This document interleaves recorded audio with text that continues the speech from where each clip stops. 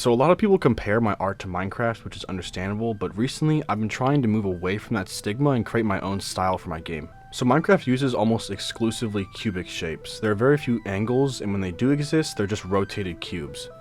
They move away from model detail and rely entirely on the texturing to show depth, texture, grain, etc. But this makes sense for Minecraft because the game is entirely cubes. My game, however, is not really restricted by this. Most of my models are semi-organic, giving me the consistency I need with my smoother terrain. As I go back over my old models, I tend to reshape them, adding angles, curves, bevels, and other things to accentuate depth better. On the texturing side of things, my game is almost exactly like Minecraft. Since I'm trying to keep the pixels visible and the resolution pretty low, the end result will almost always just look like Minecraft. But in this video, I'm actually going to go over how I model and unwrap and texture these things. Firstly, I use BlockBench and Aseprite for my modeling, but let's take a look at this backpack. So here are some things that are noticeable right from the start.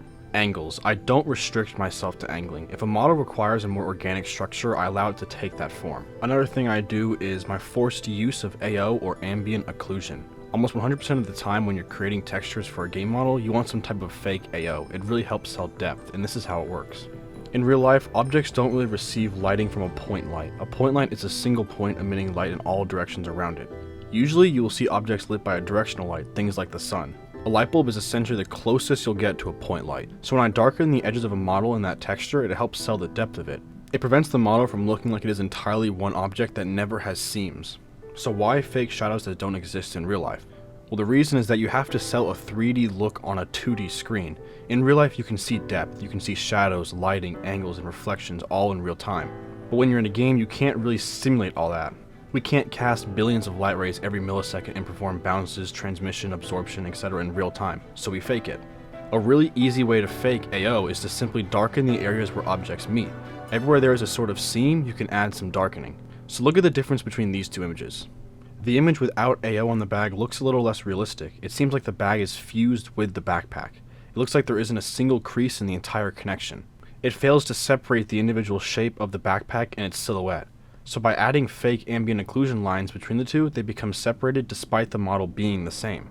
With most of my models, I add some sort of fake AO. So how do I choose my modeling? Well, firstly, I try to be as accurate to the shape of the thing I'm referencing with respect to my style. So take this catfish for example. I'll block out the general shape from the reference. My goal here is to capture the most recognizable features from the reference. The best features on this catfish are its whiskers, its belly, its large head and mouth, and its smaller fins. But certain aspects of a model don't require a real 3D shape. A plane will suit just fine. Things like leaves, grass, fins, wires, and other small parts, usually if the object is small and flat, it gets a plane. Some details as well will need to be ignored and placed on the texture. These are almost always parts of an object that are flat on it. Things like eyes, the scales, the gills, nails, and claws, etc. You don't need them as actual models unless you plan on animating them.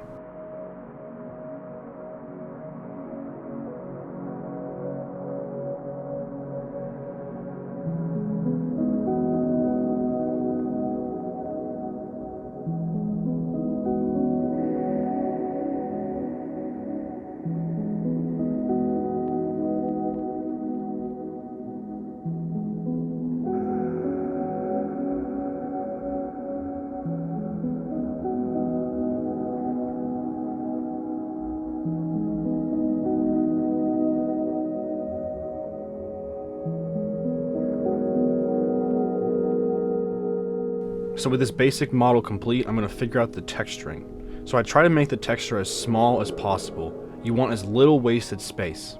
There's no reason to give a model a 64 by 64 texture if you're only using a 16 by 16 square in it. This will save VRAM when the game has to load and render it. So BlockBench makes it really easy to get pixel perfect UVs for textures as long as the model I create does not have non-integer sizing. It will always be pixel perfect. And pixel perfect is when the model's size aligns exactly with the pixels on the texture, so no warping occurs. Now, if a UV does not fit on the texture, there are two things I can do. If the model is large enough, I may just scale the texture up to fit. If not, I will split the model to get smaller UVs. A few extra triangles or nothing. Luckily, I'll have to split the fish model anyway for animation, so this works out. I separate all the different UVs, and now I just start drawing on it.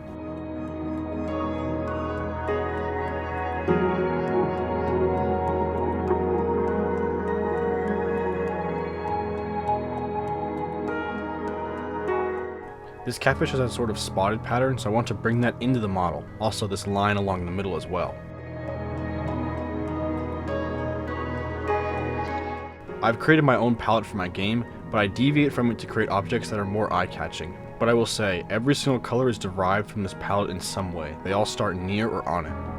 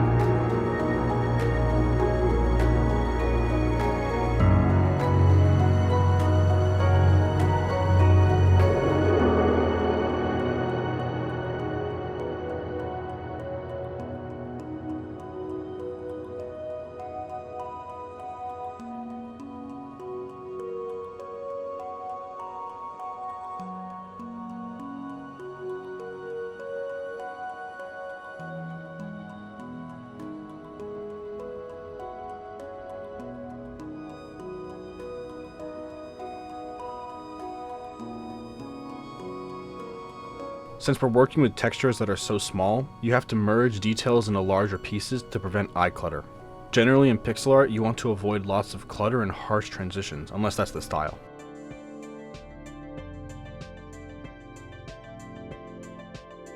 After that, I just go through and delete all the faces of the model that no one will ever see. Then I'll go through and ensure the UVs all face correctly and reuse UVs if they can.